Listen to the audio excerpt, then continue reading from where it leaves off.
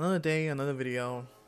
The first weekend of the Call of Duty League has ended, at least when I start recording this. It's around 7 p.m. around in Texas. Just gotta say, absolutely amazing. Production was great. A little bit of issues here and there, of lack of communication, lack of telling each other what they're gonna do. So some things it was kind of awkward and off-timed, but in overall wise, great weekend. Besides that, just want to say, rip to Kobe. Kobe, you're legend. I'm sorry to the Kobe family. Hopefully they live a long, prosperous life after this tragedy. And to Kobe's daughter, rip to her. Hopefully she rests in peace. But putting all that aside, what I want to talk about is Dallas Empire. Are they an online only team? Are they only dominant on online, or are they gonna pick it up on LAN? For me, I honestly expected this. I actually thought, well, we know that Krim doesn't do well on LAN. We know that Clayster doesn't really do well on LAN.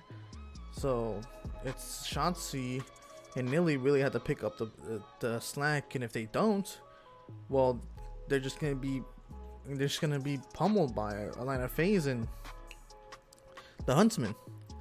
And obviously you have Hook there, but Hook is consistently always going even or going positive. So I wasn't worried about Hook. The only people I was worried about were Illy and Shotzi. Crimsticks, I always thought, well, he always goes even or under, and when he goes positive, those are games he's going off and his teammates aren't really doing well, and he's usually losing. In Clayster, I don't see him being a big threat all the time. He can go off and he can become superstar Clayster, but he doesn't always have that superstar element to him. So I was kind of worried about this Dallas Empire team, since they were always dominating in scrims online. I was wondering, well, they're all based on the same facility, with quotations, because sometimes they were playing on their own house, but once they started playing on their own facility, they were just racking up wins, and they're all playing in the same internet, so nobody's getting delay. And other teams are all playing on different locations, because not everybody has moved out of their establishments, I guess, or their houses, or the states they live in. So like Huntsmen, they're living with like three to four guys in Dallas. Envoy just moved there, I think. And then you got Formo living all the way in LA. So you got LA had like, you got Formo at LA, that's like sorry, that's like dragging them down. And then you got the four guys in Dallas, so those guys are gonna be able to play well against the Empire. But Formo's gonna be lacking because he can't react as fast because of his internet. And also the Huntsman's internet is not all the same. They're not all playing on good internet. Some might be playing on decent internet. Some people might be playing on amazing internet. And also Formo won't even have the most amazing internet. While the Dallas Empire have notably always been known for their best internet in the world. Well, in esports, because they are from Envy, nonetheless. So let's just say, once you got to LAN, everything is a clean slate, and they had to come out with a fire. And first hard point, honestly, was close. It was close. S&D, boom, Dallas comes out punching, and I was actually expecting them to go all the way to game 5, but then domination came around, and then holy smokes, Huntsmen just seemed to smack them around. I'm like, okay, that's a bit odd. The Dallas hasn't been smacked around like that before. And Shotzi was 8-32 or 33. This is a bit off. I wonder how they're gonna recover from this. And they honestly didn't. Hard point next. They punished them again, Huntsmen. And Scump after the interview said they honestly, after first map, they knew they're gonna win. They knew that they couldn't mess with them, and they knew that S&D they were gonna lose it, but they knew that they weren't gonna mess with them. So honestly, I think this is just a one weekend problem.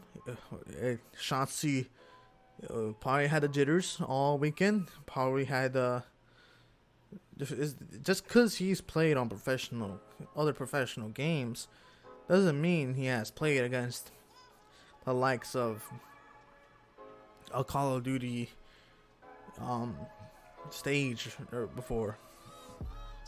Because going up against the super team when you're expected to play extremely well can be crushing even to the best of players.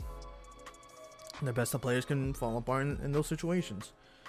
And then you have Atlanta Faze, 5 of the youngest superstars in the game. Well, you can include Major Maniac in there, and those guys are lightning fast. And Shotzi online was super fast. He'd have the best movement. He have extremely fast movement. And you thought, oh wow, Shotzi really still needs to keep up with these guys so they can fight him off. And he was doing that in the beginning of the series in the first hardpoint, and they played him extremely close. I think it was like 230 to 250. But at the end of it, it just felt like Dallas just fell apart. And then after that, really, that loss, it just disintegrated them. It ruined them. So you have a demoralized Dallas after being, they should have won that first game. It was 230 to 210, and then they get the setup they want, and they lose the setup, and then Atlanta Faze wins. So it's demoralizing, and then you have all their heads down. If you look at them, Krim looks like he's about to break a fuse. Clayster looks frustrated and looks down. Shotzi just looks nervous. Well, not nervous, but it looks jittery. And then Illy is quiet, not even saying a word. And Hook's being Hook, staying calm. So just the team looked demoralized, and I think that's just the theme of the weekend.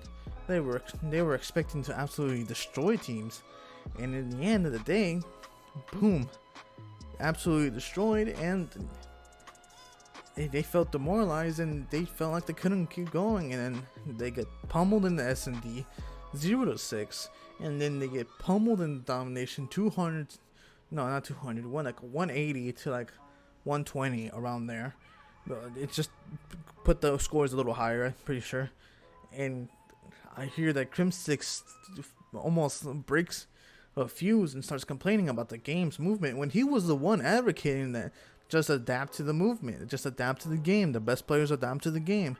And so was the Envy owner, Hastro, aka the Dallas Empire owner. He was also the one advocating to just adapt to the movement. And then Crimsix comes out of nowhere after heavy losses saying, I hate the movement. The movement needs to change. And honestly, yeah, I can agree with it, but you guys were the ones advocating. You just have to adapt to the movement. And that's what players are doing right now. Even the AMs right now. Like, we don't like the movement, but we're adapting to it. You're the one, so you cannot complain when you were the best player, the best team in the game, when you were the one saying just adapt to the movement.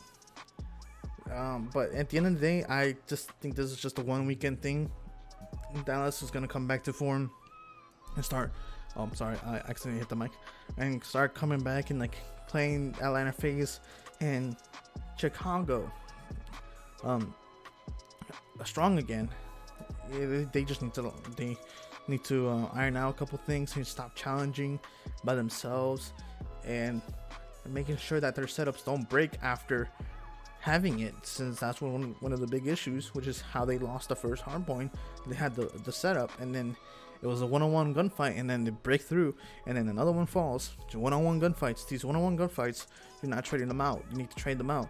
And I'm not a coach, and I didn't see everything. So maybe the communication was a bit frantic, and that's why they couldn't trade out those kills. Obviously, I'm not a coach, so I don't know if that's true or not. But that's all I gotta talk about. I believe that Dallas is not just an online team. It's just gonna be a one weekend thing. By the way, I am a Huntsmen fan, so, and I am also I just root for any team. I watch every game, and I just want a good match. So I believe that Dallas Empire is just gonna come back later and better and be playing close, and hopefully maybe even reclaiming that first place spot. I don't know, but that's what I believe, and that's what I think that's the most likely what's gonna happen. If that doesn't happen, and when roster changes come in, or the roster mania comes back, I think they might see a couple changes, but most likely they're just gonna rebound, and they're gonna start playing Atlanta Faze in Chicago close. And oh, by the way, Paris Legion, shout out to y'all. Y'all played amazing. Y'all were ranked the worst team in the league, and you guys came out and destroyed the Royal Ravens and who was it? New York Subliners. Wait, was it New York Subliners? Yeah. Wait, no, it wasn't. It wasn't New York Subliners. I forgot who it was. But hopefully you guys enjoy this video. Dallas Empire, they're gonna come back, start playing the top teams closer in London. I'll review that too, but hopefully Dallas Empire comes back, because I really want to see a close match against Chicago and Dallas, and Atlanta Faze and Dallas. So hopefully y'all enjoyed this video. I'll see you on the next one.